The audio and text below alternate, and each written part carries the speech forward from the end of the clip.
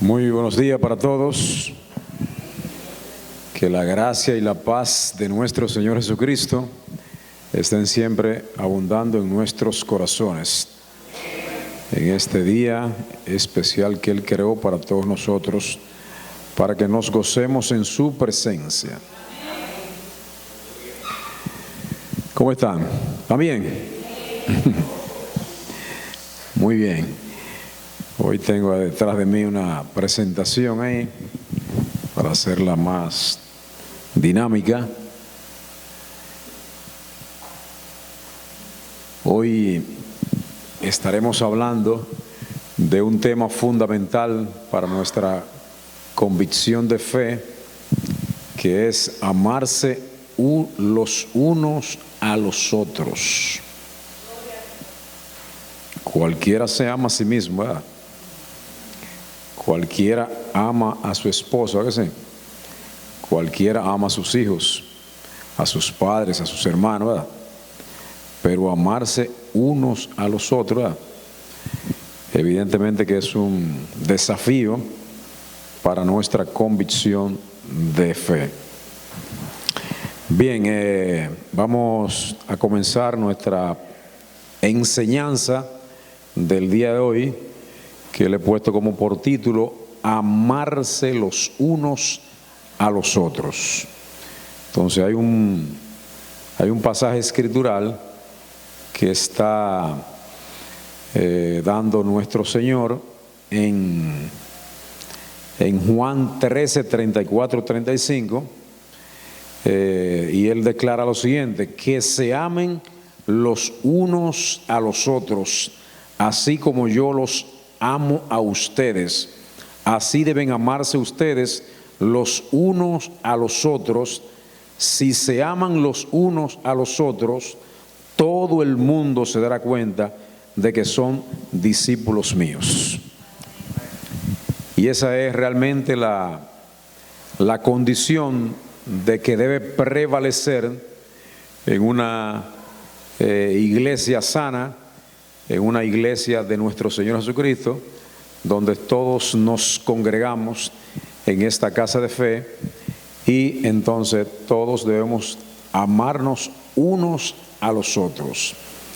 Y algunas veces no entendemos la profundidad de ese amor, que a propósito ayer fue el día del amor y la amistad, pero es una celebración de aspecto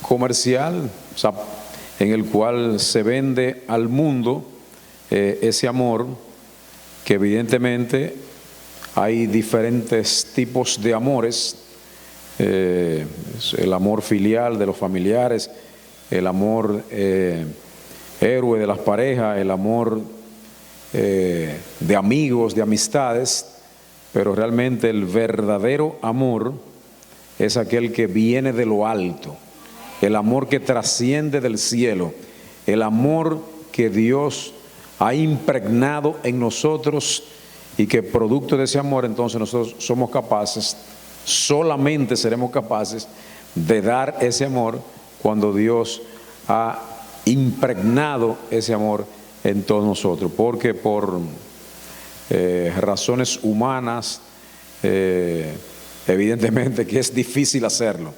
Simplemente eso se propicia cuando nosotros hemos sido bendecidos, cuando nosotros hemos sido abrazados, hemos sido arropados por esa gracia divina en el cual Dios se ha placido que caiga sobre nosotros, y que a partir de ese momento entonces nosotros podamos irradiar el amor no pasajero, el amor de momento, sino el amor que es eterno. Y si ese amor es eterno, es simplemente porque viene de lo alto. La siguiente diapositiva, hermano. Quiero poner en el principio de esta enseñanza dos argumentos bíblicos de amarse entre los hermanos.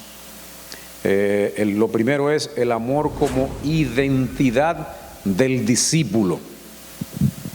O sea, si usted es discípulo de nuestro Señor Jesucristo, si usted se considera hijo de Dios, entonces esa identidad tiene que ser como un sello distintivo que esté presente en cada una de nuestras acciones, en nuestras vidas. Este argumento se centra en que el amor no es solo un sentimiento, ¿verdad? Como lo dije anteriormente, no es solo un sentimiento, no es solo una emoción, es algo que trasciende más que eso, sino que es la identificación oficial de quien sigue a Cristo. No nos reconocen por nuestros títulos, por nuestros conocimientos, sino por cómo tratamos al prójimo, que es lo que inicié en Juan 13, 34 y 35. Muchas veces usted reconoce la sapiencia, reconoce la capacidad de que tienen ciertos predicadores, el alcance de sus enseñanzas, lo magistral que predican, pero evidentemente que pueden hacer todas esas cosas, ¿verdad? Pero si no tienen impregnado el amor del Padre, evidentemente que eso queda relegado a un segundo plano. Aquí en esta porción escritural, lo que el Señor Jesús hace es como poner un estandarte nuevo, como dice ahí, como elevar la vara. Ya no es solo amar al prójimo como a uno mismo, sino como yo os he amado, un amor sacrificial y voluntario. Reitero, un amor sacrificial y voluntario, porque el amor, el terrenal, es un amor transaccional en el cual básicamente es dando y recibiendo, ¿verdad? Tú me das y yo te doy, ¿verdad? Así es muy bueno. Te doy porque recibí, estoy recibiendo porque te di. No, eso no es algo transaccional de que lo voy a hacer porque simplemente quiero agradar a la otra persona y esa persona se va a sentir bien por el regalo que recibió de mí, y en el futuro yo voy a guardar que esa persona también me obsequie otro regalo. No, se trata de un amor distinto, es un amor, como lo dice ahí el texto, es un amor sacrificial. O sea, voy a sacrificarme, voy a dar hasta que me duela para agradar, no esperando nada a cambio, sino que es algo que simplemente viene por la voluntad de Dios. Y lo hago no porque alguien me lo haya impuesto, no porque alguien me lo haya dicho, sino que se hace de manera voluntaria, porque así mismo Dios nos amó a nosotros. Él murió en la cruz del Calvario para que nosotros hoy tengamos vida, y vida en abundancia, no una vida de restricciones. Podamos tener restricciones en la parte material, pero en la parte espiritual somos ricos, lo tenemos todo. Ahí no hay escasez, sino que la abundancia es tan grande que da para repartirle a todo y sobra. ¿De acuerdo? Entonces, ese es el amor en el cual las Sagradas Escrituras enfatizan, un amor sacrificial y de manera voluntaria. El amor se convierte en el testimonio más poderoso frente al mundo, porque muchas veces nosotros como iglesia, no como esta de aquí, sino como la iglesia global de nuestro Señor Jesucristo, no damos el testimonio de ese amor que Dios nos dice, que se amaran unos con los otros como yo os he amado, ¿verdad? Él mostró cómo Él amó a sus discípulos, ¿verdad? Cómo lo enseñó, cómo lo amó. Entonces él modeló ese amor, y ese modelo Él nos lo da a nosotros para que nos amáramos unos a los otros. Siguiente diapositiva. El segundo argumento es lo que tiene que ver con el amor como respuesta a la naturaleza de Dios. Este argumento sostiene que el amor es el flujo natural de la vida cristiana. Si Dios, que es la fuente del amor, habita en nosotros, lo lógico es que ese amor se desborde hacia los demás. Y queremos ir a una versión, a una porción escritural que está ahí en el libro de Juan. Lo pueden buscar todo, por favor. Primera de Juan, capítulo 4. A partir del versículo 7. Yo he leído muchas veces eso, y no me canso de leerlo, y yo sé que todos ustedes han leído esa porción escritural en Juan 4, 7. Dice así: amados, amémonos unos a otros, porque el amor es de Dios. Todo aquel que ama es nacido de Dios y conoce a Dios. Lo que le decía, ese amor viene de Dios. O sea, por más cariñoso, por más amoroso, por más que usted quiera ver, si ese amor no viene de Dios, es algo que puede ser fingido, que puede ser pasajero, que puede ser por el momento, pero no es algo que permanece si no viene de Dios. El que no ama no ha conocido a Dios, porque Dios, ¿qué es? Amor, ¿verdad? O sea, Dios no es algo material, sino que Dios es algo espiritual, pero lo espiritual tiene sustancia. Y siempre hemos dicho que la sustancia, es decir, como la materia prima, el ADN de Dios es el amor. En eso está construido Dios. En esto se mostró el amor de Dios para con nosotros, en que Dios envió a su Hijo unigénito al mundo para que vivamos, ¿por qué? Por Él.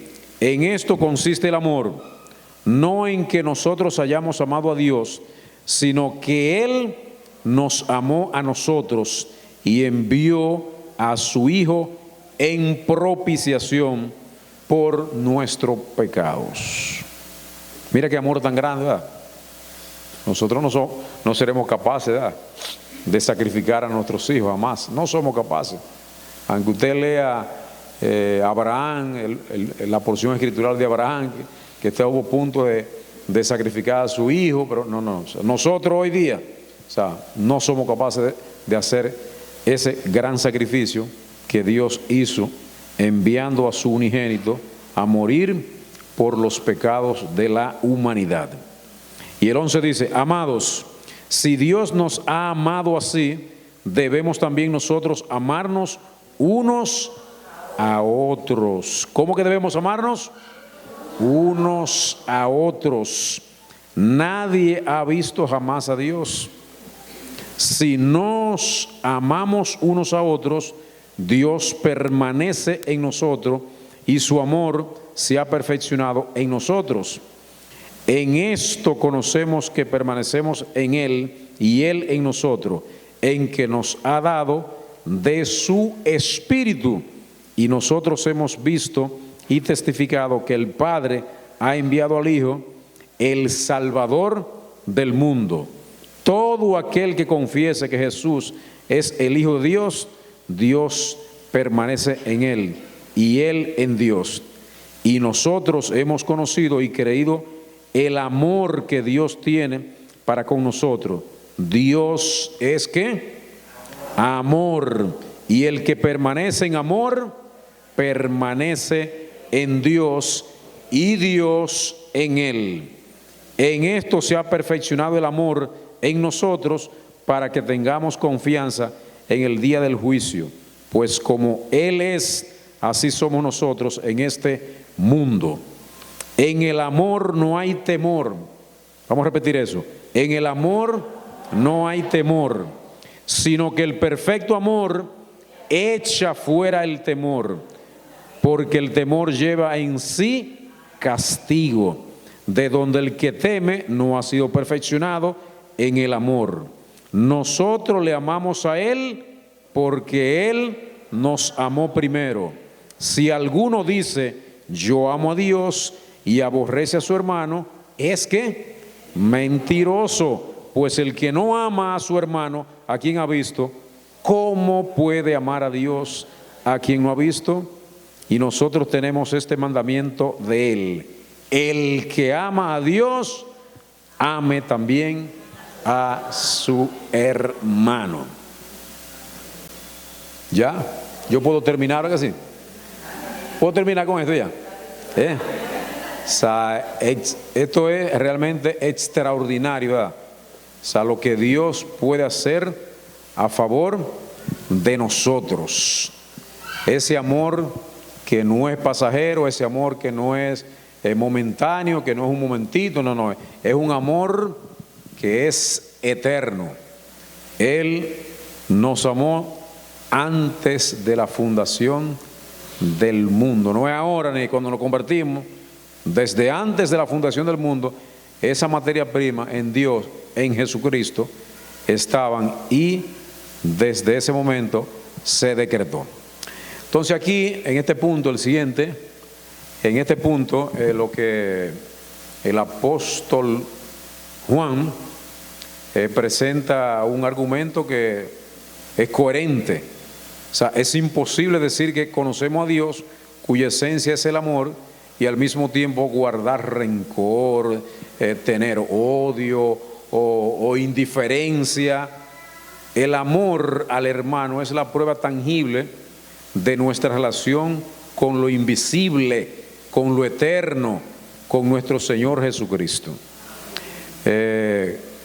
Cuando tengamos diferencia con alguien, cuando tengamos dificultades con alguien, evidentemente que el amor va a arropar cualquier situación que tengamos que hacer. De tal manera que no nos podemos comportar como se comporta el mundo. Que cuando vienen las circunstancias, evidentemente que hay que resolverlo. Usted sabe cómo la gente resuelve los problemas, que algunas veces lo resuelve con discusiones, otras veces lo resuelve yendo a la justicia, otras veces lo resuelve con pleito, y otras veces lo resuelve hasta quitándole la vida al prójimo, ¿verdad? Imagínate qué amor del Padre pudiera estar en un corazón de una persona que le desea el mal al otro. Jamás nosotros debemos albergar el mal al otro, ni siquiera en pensamiento, ¿verdad? O sea, esa voluntad del Padre que está en nosotros debe anular todo pensamiento que implique nosotros atentar, ni siquiera con el pétalo de una rosa, a un hermano, y ni siquiera a cualquiera de la calle. O sea, hay que estar preparado para convivir, para vivir en este mundo en el cual nosotros andamos todos los días, donde la gente anda acelerado, la gente anda malhumorado, las personas andan a prisa, las personas andan en la calle con un humor, con una situación difícil, que si usted se pone en esa tesitura, evidentemente que va a caer en cualquier tipo de tentación. De tal manera que hay que pensar, hay que hacer un ejercicio de reflexión sobre lo que a usted le podía ocurrir en la calle, lo que usted haría si le ocurría tal cosa. Cuando tú ves un evento y dices, ¿y cómo yo actuaría si me pasa lo mismo que pasó con esa persona? Entonces hay que reflexionar sobre eso, porque si te ocurre, si te llega a ocurrir, entonces el hecho de tú haber reflexionado ese evento te va a permitir tomar la decisión alineada a la sabiduría del Padre, ¿verdad? Usted ve lo que pasa con los accidentes de tránsito, ¿verdad? O sea, cuando una gente anda en un carrito bonito por ahí y viene otro y se los roza, ¿verdad? Se los choca, wow, eso como que duele, ¿verdad? Prepárese para eso. Si usted anda en un vehículo, prepárese que un día usted va a chocar a alguien o alguien lo va a chocar a usted, ¿verdad? Entonces, ¿qué usted haría en ese momento, ¿verdad? Y mira, se lo digo por experiencia propia, que a mí me pasó, ¿verdad? O sea, yo he visto tantos accidentes de gente que comienza una discusión agria, ¿verdad? No se ponen de acuerdo, y ustedes saben lo extremo que pasa. Alguien saca armas de fuego, alguien saca machete, y comienzan, y han pasado muchas tragedias en la República Dominicana, producto de ese mal endémico que tenemos en nuestro país, que muchas personas fallecen por la poca precaución que tenemos los dominicanos de manejar. No manejamos de manera prudente, y ocasionamos accidentes en todo momento. Si a usted lo chocan por detrás, ¿qué usted haría? Quizá usted no tiene un machete ni tiene un arma. ¿Qué usted va a hacer? ¿Va? Sepa qué va a hacer, que tiene que tomarlo con, como dicen por ahí, con su avena. ¿Va? Tiene que tomarlo con serenidad, tiene que tener sangre fría, tiene que respirar profundamente, debe recordarse de Dios, salir de ese vehículo y tratar de establecer una conversación amena, ¿verdad? Si el otro fue el culpable, ¿verdad? Pero si usted fue el culpable, reconozca y pida perdón inmediatamente. Excúseme que estaba distraído, excúseme que yo qué. Haga todo lo que tenga que hacer para evitar la violencia que tienen las calles de la República Dominicana. Yo no sé si en otros países la cosa es así, pero yo vivo aquí y sé que el tránsito es un caos. La gente quiere llegar a sus centros laborales a temprano, ¿verdad? Pero ¿qué pasa? Que la gente entonces no se levanta temprano, ¿verdad? Le coge el sueño, ¿verdad? Entonces quieren llegar temprano al trabajo y se levantan tarde. Entonces usted quiere llegar temprano, acuéstese temprano también, levántese temprano, organice todo lo que tenga que organizar y evidentemente que usted va a ir por el camino de manera sin prisa, ¿verdad? Sin tener que preocuparse de esa rapidez que tiene que llegar porque simplemente hay un horario por que cumplir. Vamos a referirnos ahora al siguiente punto que tiene que ver con la hermandad que se produjo entre dos personajes bíblicos en el Antiguo Testamento, que fueron Jonatán y David. Y vamos a leer en Primera de Samuel, capítulo 18, Primera de Samuel, capítulo 18, una porción que está por ahí. 1 dice: aconteció que cuando él hubo acabado de hablar con Saúl, el alma de Jonatán quedó ligada con la de David y lo amó Jonatán como a sí mismo. En contexto, Jonatán era el primogénito del primer rey de Israel, el rey Saúl, y evidentemente que según la tradición, cuando el rey desaparecía, el rey moría, ¿quién era el rey? El primogénito, y el primogénito era Jonatán. Entonces él estaba en la línea sucesoral para ocupar el trono de Israel. Y el 2 dice: y Saúl le tomó aquel día y no le dejó volver a casa de su padre.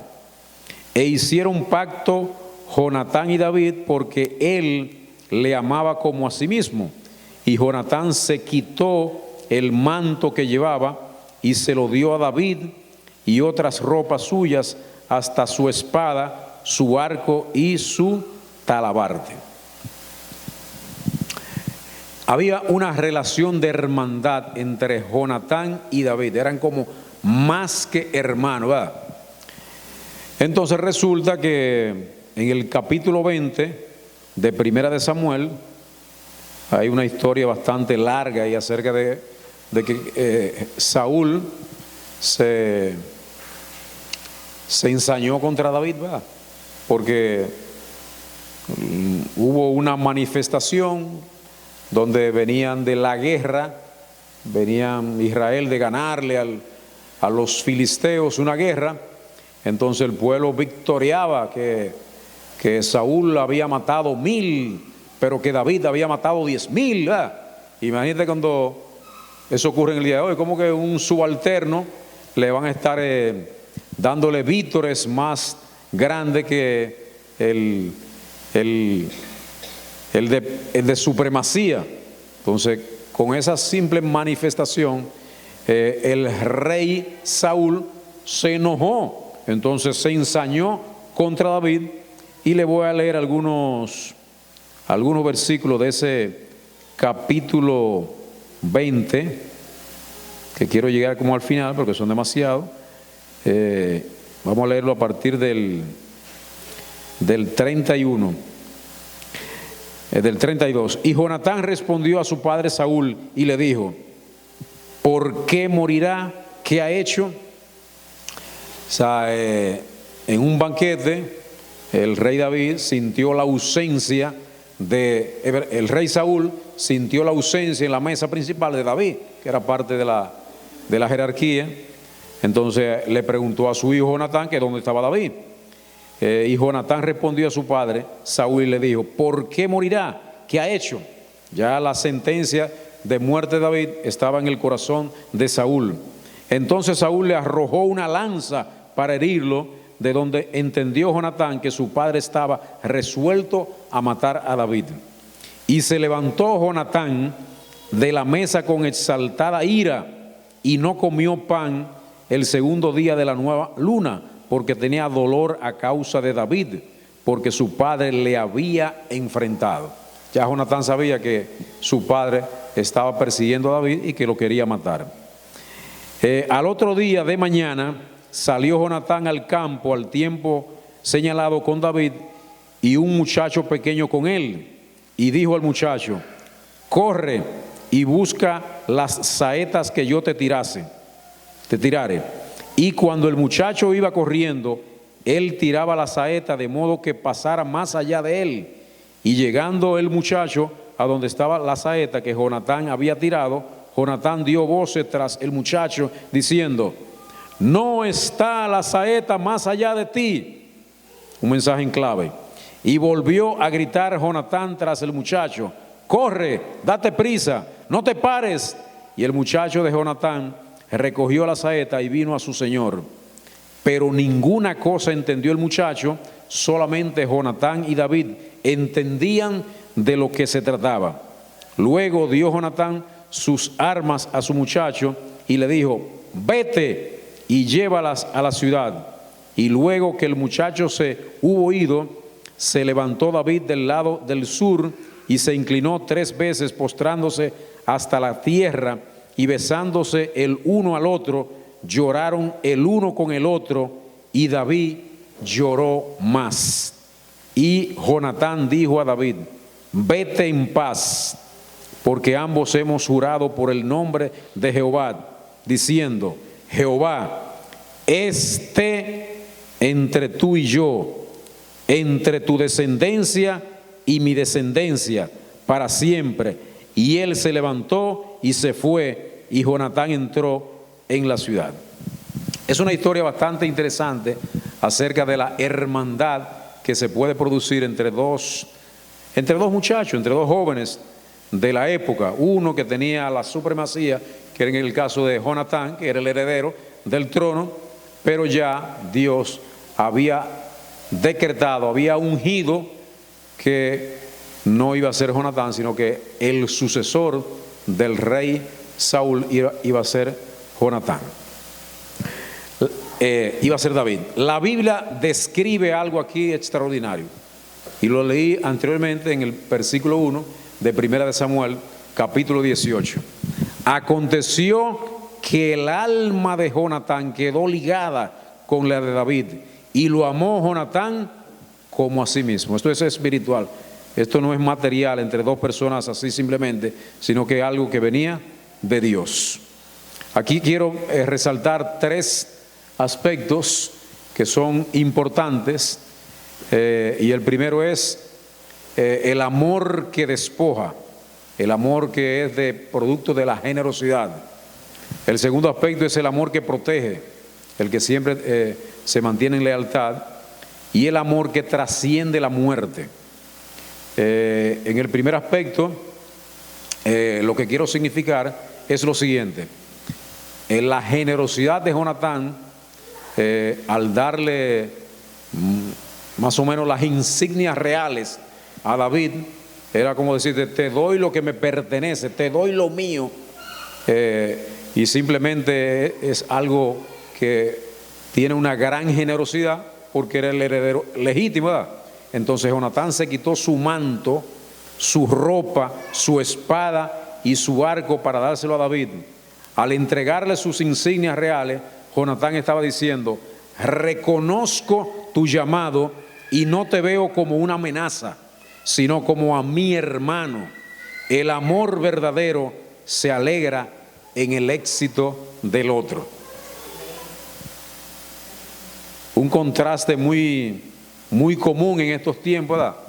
Donde alguien pudiera trascender, alguien pudiera tener éxito, alguien pudiera asumir posiciones, y hay una parte que se alegra de eso, pero mire, lamentablemente hay una parte que se enoja, que se indigna, porque dice, ¿por qué él y por qué ella y por qué no yo? ¿Verdad? Y eso ocurre mucho en las empresas, en las instituciones, cuando hay ascensos, siempre hay una situación de celo, ¿verdad? Y evidentemente que no siempre se actúa en justicia en este tipo de cosas, pero muchas veces hay gente que se merece tales ascensos, ¿verdad? ¿Y por qué entonces uno tratar de regatearle lo que esa persona se ha ganado? Simplemente trabajamos al respecto y quizás no podemos ganar lo mismo que se ganó esa persona. Entonces ahí hay un gran acto de generosidad de aquel que tenía por derecho la herencia de ese reino. Entonces simplemente se despoja de sí mismo y le da sus vestimentas, sus insignias a un hermano que lo amaba de manera profunda. El segundo aspecto a resaltar es el amor que protege, la lealtad. Y ese tema de la lealtad, evidentemente que es algo que se ha perdido en el mundo natural, y hasta muchas veces en nuestras casas de fe no hay tanta lealtad que yo te puedo expresar esto y que yo estoy 100% seguro que tú no me vas a manifestar esto ante otra persona, que tú me vas a guardar este secreto, que tú me vas a proteger. Entonces cuando el rey Saúl intentó matar a David por celos, ¿por qué Saúl quería matar a David? Simplemente porque se dio cuenta del liderazgo que tenía. Saúl mató a 1000, pero David mató a 10,000. O sea, los trofeos de guerra, ¿verdad? Evidentemente se celebraban con fiesta. Cuando usted ganaba una guerra, venía a celebrar con su pueblo que le gané al enemigo. Entonces Saúl estaba celoso de David porque veía en él este muchachito que derrotó al filisteo, que lo derrotó. Evidentemente una gran hazaña, que lo victorean, es otra gran hazaña, y como que tenía una gracia especial. David tenía una gracia especial que molestaba al rey. Cuando el rey Saúl intentó matar a David por celos, Jonatán arriesgó su propia vida.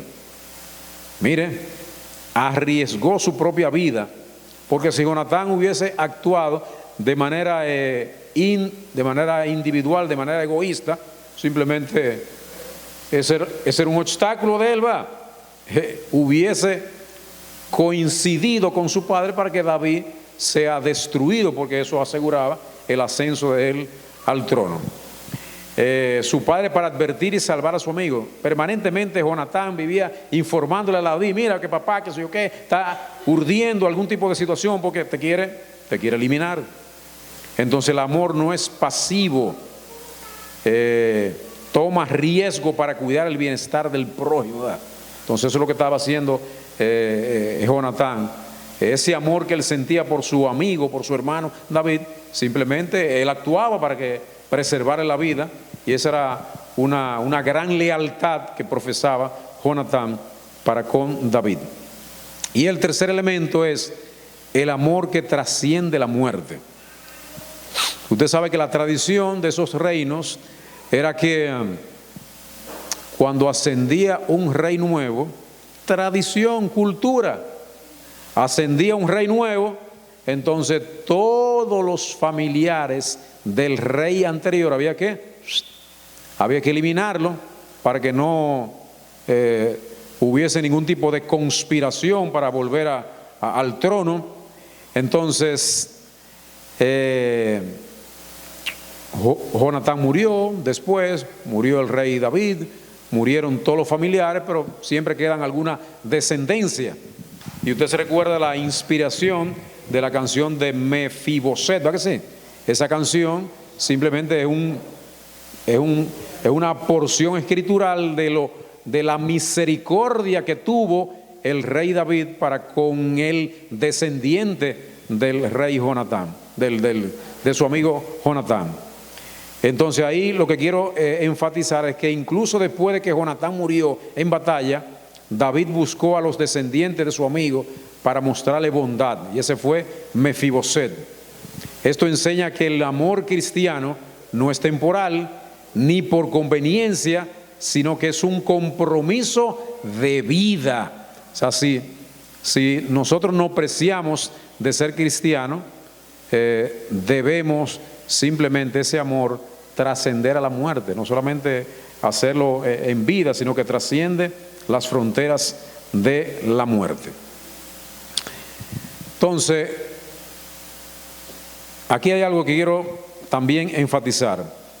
Jonatán decidió amar por encima de su propio interés político. Nosotros estamos llamados a amar por encima de nuestras diferencias ideológicas y profesionales. Algunas veces las profesiones, algunas veces las ideologías, algunas veces las religiones dividen tanto a los seres humanos que hasta padres y madres, hermanos se dividen por asuntos religiosos, por asuntos políticos, por asuntos de partido. Entonces, ese amor que exhibió Jonatán por David simplemente estaba por encima de su propio interés. Él simplemente quería, de verdad, quería profundamente a su amigo David. Entonces, vamos a ir a una porción del Nuevo Testamento que está en el libro de Lucas, capítulo 10, en el capítulo 10, a partir del versículo 25. Ustedes conocen bien esa parábola, la parábola del buen samaritano, ¿verdad? Que está muy consona con lo que estamos hablando en esta mañana. Dice así: y he aquí un intérprete de la ley se levantó y dijo para probarle: Maestro, ¿haciendo qué cosa heredará la vida eterna? Y él le dijo: ¿qué está escrito en la ley? ¿Cómo lees? Aquel respondió, dijo: amarás al Señor tu Dios con todo tu corazón y con toda tu alma y con todas tus fuerzas y con toda tu mente, y a tu prójimo como a ti mismo. Y le dijo: bien, has respondido, haz esto y vivirá. Pero él, queriendo justificarse a sí mismo, dijo a Jesús: ¿y quién es mi prójimo? Porque muchas veces no sabemos quién es nuestro prójimo, ¿verdad? Y lo hemos aclarado en otras oportunidades. ¿Quién es tu prójimo? Tu prójimo no son todos los seres humanos, ¿verdad? Tu prójimo está en China, en la India, en Haití, en Estados Unidos.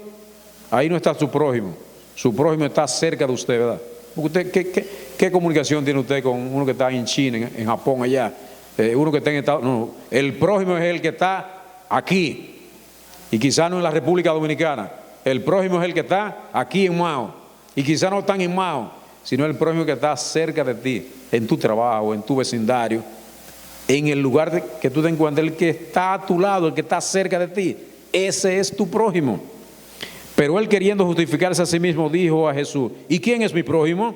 Respondiendo Jesús dijo, aquí está la parábola: un hombre descendía de Jerusalén a Jericó y cayó en manos de ladrones, los cuales le despojaron e hiriéndole se fueron dejándole medio muerto. Aconteció que descendió un sacerdote por aquel camino y viéndole pasó de largo.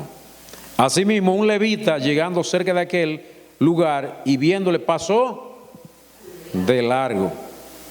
O sea, el sacerdote no quería contaminarse con ese moribundo ahí, y el levita tampoco quería contaminarse.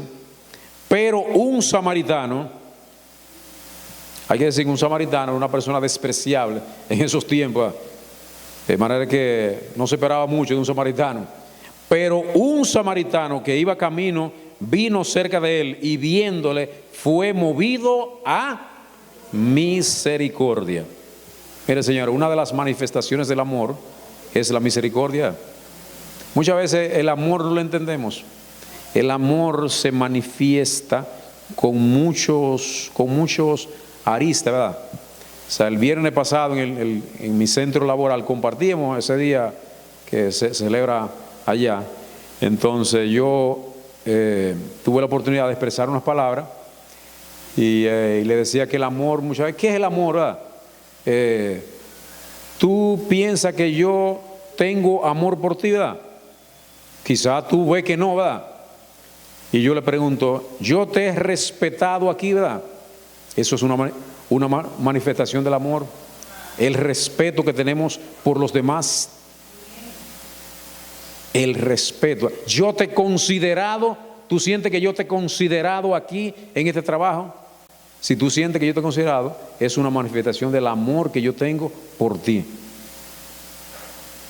Entonces muchas veces el amor así global no lo entendemos, pero hay pequeñas pinceladas, pequeñas aristas que nos da a entender que realmente hay una manifestación de amor, un amor trascendente, un amor que viene de lo alto. ¿Dónde quedé? ¿En el 33? En el 35. Oh, que voy rápido. No, en el 33 fue. 34. Me voy a leer 33 de nuevo. Pero un samaritano que iba de camino vino cerca de él y viéndole fue movido a misericordia y acercándose vendó sus heridas, echándoles aceite y vino y poniéndole en su cabalgadura lo llevó al mesón, llámase al hotel del pueblo, ¿verdad? A la posada, y cuidó de él. Otro día, al otro día al partir, sacó 2 denarios, sacó 2,000 pesos y lo dejó ahí. Y los dio al mesonero y le dijo, cuídamele y todo lo que gaste de más, yo te lo pagaré cuando regrese. Y la pregunta es, ¿quién pues de estos 3 te parece que fue el prójimo que cayó en manos de los ladrones? Usted sabe la respuesta, que sí. Él dijo, el que usó de misericordia con él. Entonces Jesús le dijo, ve y haz tú lo mismo. En la siguiente, el sacerdote, ¿por qué el sacerdote no se paró? ¿Por qué el sacerdote no se paró? La siguiente. Exacto. ¿Por qué el sacerdote no se paró? Al verlo, se desvió por el otro lado. ¿Por qué el levita tampoco se acercó? O sea, las personas siempre tienen excusas para no hacer las cosas. Y yo pienso que la excusa que diría el sacerdote, no, o sea, los sacerdotes eran autoridades que no podían mezclarse con gente contaminada. Entonces, un vagabundo de la calle, evidentemente que no podían pararse con él. Lo mismo el levita, no, o sea, si era un samaritano, si era de otro pueblo, evidentemente por cuestiones de diferencias religiosas, entonces no puedo pararme con esa persona. O sea, no puedo pararme evidentemente con esa persona. Entonces, ¿qué es lo que quiero significar? En la siguiente. El amor tiene que ser en acción, o sea, no puede ser pasivo. Un samaritano, alguien despreciado por los judíos de la época, pasó por allí y al verlo fue movido a misericordia. No solo sintió lástima, sino que, sino que vendó sus heridas usando su propio aceite y vino. Lo montó en su propio caballo. Él caminó para que el otro descansara, ¿verdad? O sea, él lo montó en su caballo y se puso a pie y él con el caballo lo llevó hasta la posada. Lo llevó al mesón y cuidó de él, se ocupó de él. O sea, no el preocuparse del presidente. Estoy muy preocupado, ¿verdad? No, ven acá. Ocúpese de lo que tiene que ocuparse, no se preocupe, ocúpese. Y pagó por su estancia y prometió cubrir cualquier gasto adicional a su regreso. De manera que hay un verdadero acto de amor, acto de misericordia, acto de protección, acto de cuidado, erogar recursos económicos. Eso realmente es un acto de amor de esa persona que evidentemente lo hizo ¿con quién? Con un desconocido, ¿verdad? Pero que estaba cerca de él, entonces él es simplemente su prójimo. El amor no tiene fronteras. El samaritano no preguntó por la religión, no lo preguntó por la política, por la nacionalidad del herido. El amor cristiano se activa ante la necesidad, no ante la afinidad. Muy bien, se lo hago eso a mi esposa, le hago eso a mi hermano, a mi mamá, a mi papá, al hermano de la iglesia. Pero en determinadas circunstancias, usted posiblemente tenga que hacérselo a un desconocido. Y ahí es que radica el gran amor de Dios que está derramado, ¿dónde? En nuestros corazones. Y quizá no sea simplemente de uno que estamos dando, sino que estamos dando de lo que Él nos dio. Y para ir cerrando esta enseñanza del día de hoy, vamos a ir a una porción escritural que está, hermano Wilson, por favor, en la última diapositiva que está ahí, que dice vestido de amor, ¿verdad? O sea, algunas veces nos faltan las vestimentas, ¿verdad?, para decir que nosotros podamos irradiar amor. Entonces hay que vestirse de ese amor. Entonces esa porción escritural está en Colosenses. Se dice vestido de amor, vestido pues como escogidos de Dios, santos y amados, de entrañable misericordia, de benignidad, de humildad, de mansedumbre, de paciencia, soportándoos unos a otros y perdonándoos unos a otros, y sobre todas estas cosas vestíos de amor, que es el vínculo perfecto. ¿Cuál es el vínculo perfecto? El amor. Entonces vamos en cada una de nuestras acciones en la vida, vamos a operar con amor. Y el amor, como lo dice la palabra, es el vínculo perfecto. ¿Por qué las relaciones entre los hombres no siempre es cordial? Porque no siempre las relaciones están vinculadas con eso del amor.